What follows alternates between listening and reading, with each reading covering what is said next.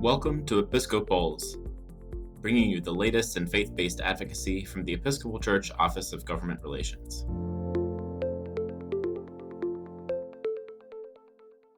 Welcome to this edition of the Episcopals podcast series from the Episcopal Church's Office of Government Relations based in Washington, D.C.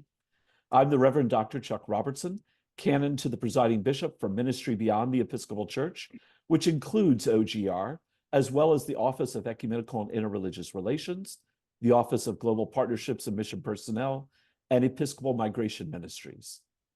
Our special guest today is the Honorable Scott Schwab, Secretary of State for the state of Kansas and current president of the National Association of Secretaries of State, NASS, which currently in its 120th year is the nation's oldest nonpartisan professional organization for public officials. This is the association that 40 states belong to who have the same structure of governance, nonpartisan, and have association presidents who serve one-year terms elected by the other secretaries, alternating political parties. The other 10 states and territories have a different structure and their own association. So, Secretary Schwab, thank you for joining me today for this conversation. As a priest, I see my work not so much as a job as a vocation. And given that, I am so grateful to you and to all those with you who are willing to be in public service roles, such as your fellow secretaries of state. And it would be helpful, I think, to start this conversation by sharing a little something about yourself with our listeners before we get into all the questions. Well, I was born in Detroit, but I grew up in Kansas. I always say that I wish I was born in Kansas, but I had to be with my mom the day I was born. But I got into Kansas politics in my late 20s, early 30s. I served almost about 18 years in the Kansas legislature. My first Speaker of the House told me when I first got sworn in that if you look at the ceiling and you're no longer in awe of the artwork, it's time to leave. And I did hit that point. I had an opportunity to run for Secretary of State, so I've enjoyed it very much. And then I'm also the father of 4 boys, 3 of which still live on this planet with us. And they range from 20 down to 10. And then I have my lovely wife, Michelle, the one and only wife I've ever had. Like I said, like a friend of mine says, nothing like marrying your second wife the first time. Very true indeed. Very true. Oh, wonderful. Well, wonderful to meet you. You know, as I said, this was part of the Episcopals series that we've been doing for Episcopalians. Episcopalians are by and large often very engaged and interested in the issues of the day and have been from our origins. We're focusing this season of Episcopals on election engagement. And we know that there are various levels of awareness about election processes.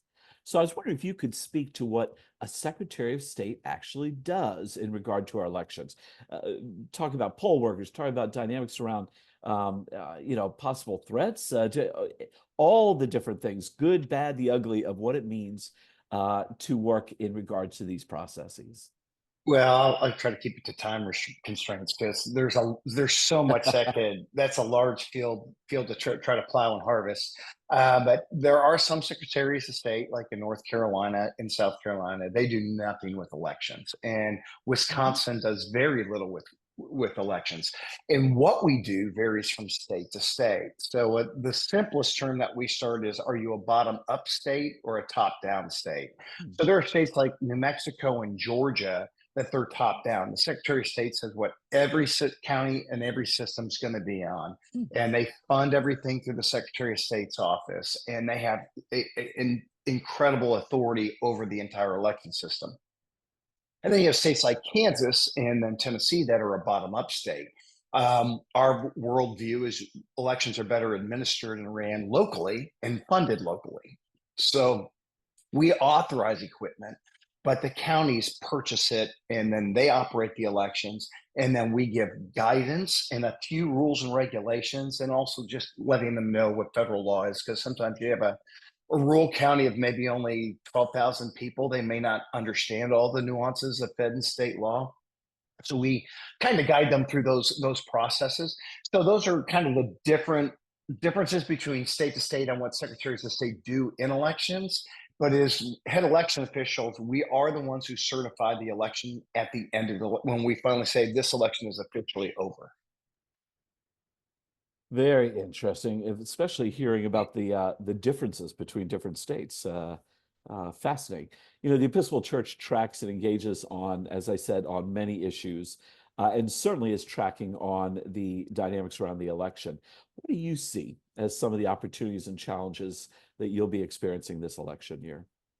Well, the opportunities that we always push most is for people to be a poll worker. Most states, you can be as young as 16 and be a poll worker. And if you are in high school, that looks great on a resume for either application to a qualified admissions university or for scholarships, because it's not a political activity, it's a civic activity. And it also teaches you so much about civics. I have a friend of mine who says our election system is the most perfect example of federalism that the U.S. government has. So we always look at that as an opportunity, especially if you're a grandparent who's worked at the polls. Maybe bring your grandchild if they're an older teenager and work with your teenager. We are always recruiting teenagers because as we use technology to secure elections, these young folks have grown up in the digital age, and they're so helpful because to them, using technology is more intuitive than somebody perhaps who's in their mid to late 70s. Some of the challenges are after coming out of the pandemic, many of our more tenured poll workers are leaving. They didn't want to work during the pandemic, and then they just haven't come back. And with losing those poll workers, you often lose institutional knowledge. And then with some of the just kind of the rhetoric around elections, and we often think right now with the current environment, it's just election fraud, but sometimes it's accusing poll workers of election suppression, which isn't true either. And we say every time you attack our election system, it costs, especially if it's not fact-based. Very true. Very true indeed. That's interesting about the age. So the 16-year-olds in most states. That's very interesting indeed.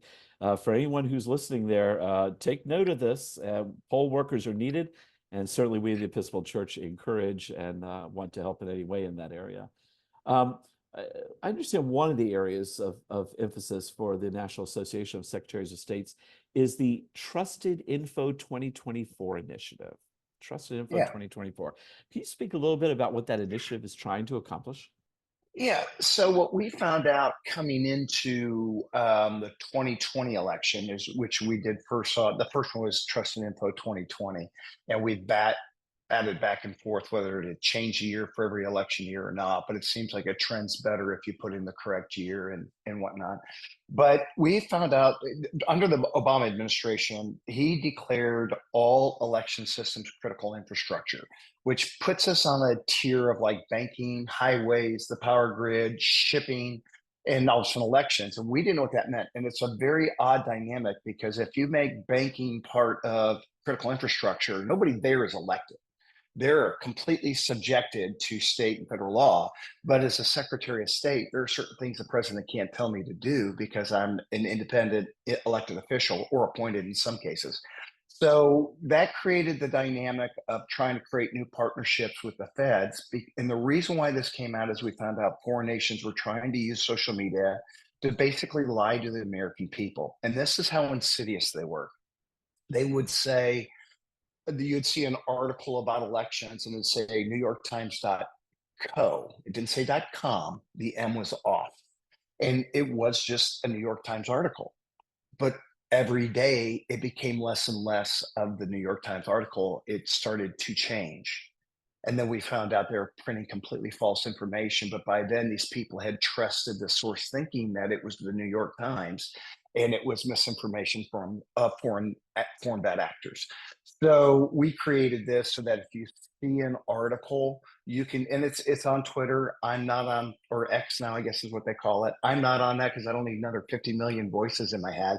But our office is. We do have an account there, and we share things because sometimes we find out, our foreign adversaries are lying to the American people about what's going on in elections, and it's getting to the point where it's starting to affect members of Congress, and that's pretty terrifying. Oh, yes, indeed. Yes, indeed. Well, I'm curious then, with the Trusted Info campaign, Are there resources, because a lot of churches and church leaders are looking for resources for action to help facilitate the elections. Are there resources then that are available that churches can make use of and engage with?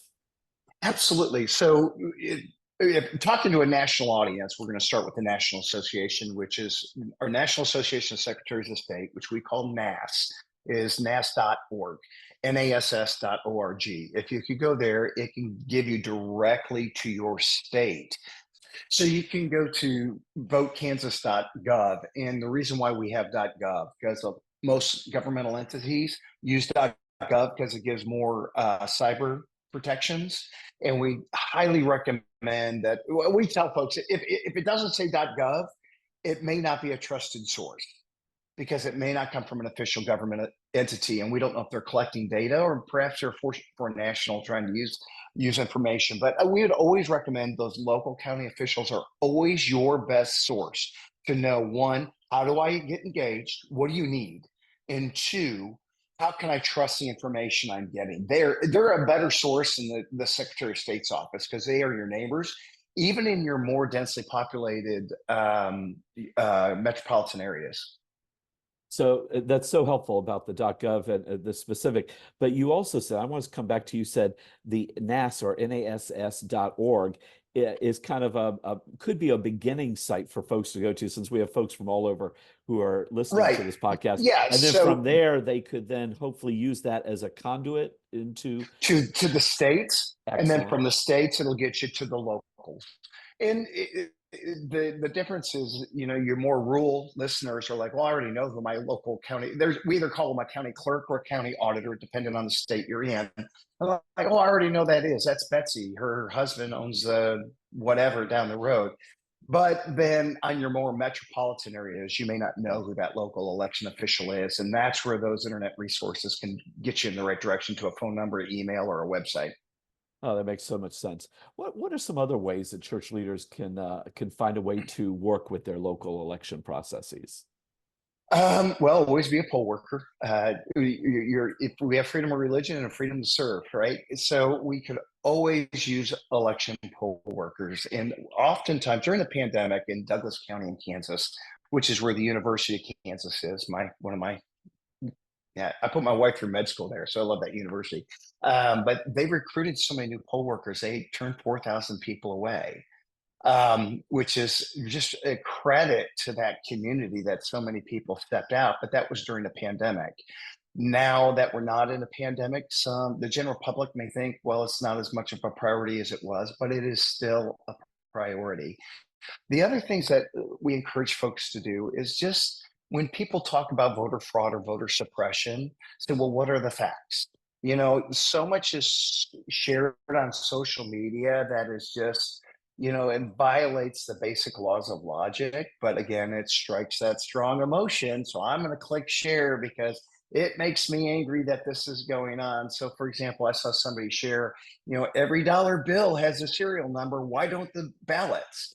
Well, because then the ballot can be tracked back to you, and constitutionally, we have private voting, then you can't track a ballot back to the individual. But again, that emotion is being created often by foreign nations because they want us to move to a system where they can then remotely track who's voting how.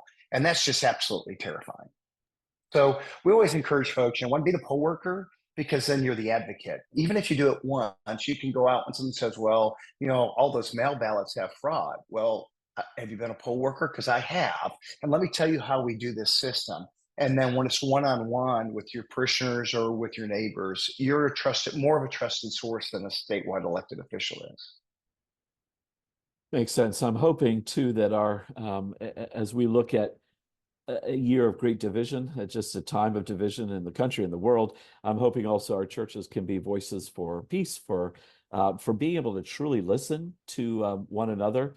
There's some good work that's being done out there in that area, and hoping that we can do that. Also, for all you listening in, if you are not already part of the Episcopal Public Policy Network, EPPN, please go online to episcopalchurch.org, go to the Office of Government Relations, and find a way to join, because that will also keep you up to date about things from our own values, our faith, our values, and keep you up to date on facts, as we just heard, the importance of facts as to what's going on in all areas of our public life together.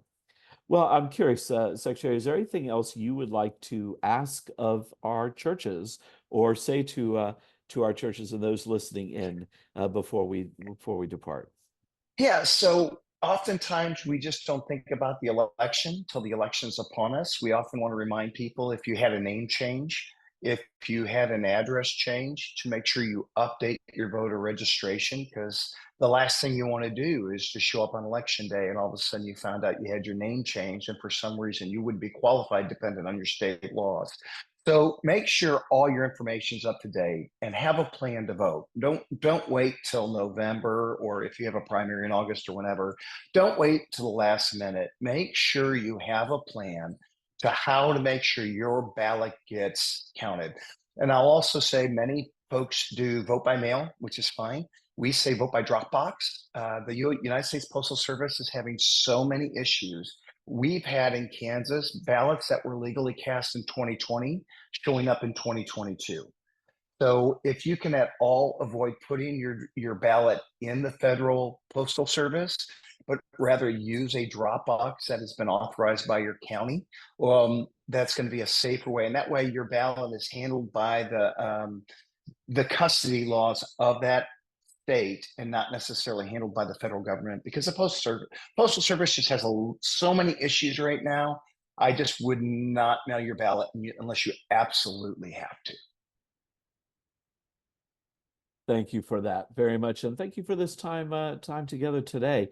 Again, we have been chatting with the Honorable Scott Schwab, Secretary of State for the state of Kansas and current president of the National Association of Secretaries of State, NASS, NASS.org. And we are so grateful to you, and again, to all those who are helping as we get into this, further into this election season.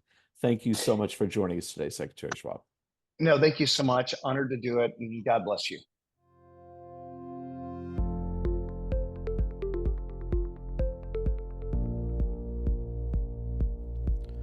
The Office of Government Relations aims to represent the policy priorities of the Episcopal Church to the U.S. government in Washington, D.C., and to influence policy and legislation on critical issues, highlighting the voices and experiences of Episcopalians and Anglicans globally. The office facilitates the Episcopal Public Policy Network, a grassroots network of Episcopalians engaged in the ministry of public policy advocacy. Take action and learn more by following the links in the description. The Episcopals podcast is produced by the staff of the Office of Government Relations, with support from our amazing podcast engineer, Mike Collins, and superb project manager, Chris Sikama. Thanks for listening, and join us next time on Episcopals.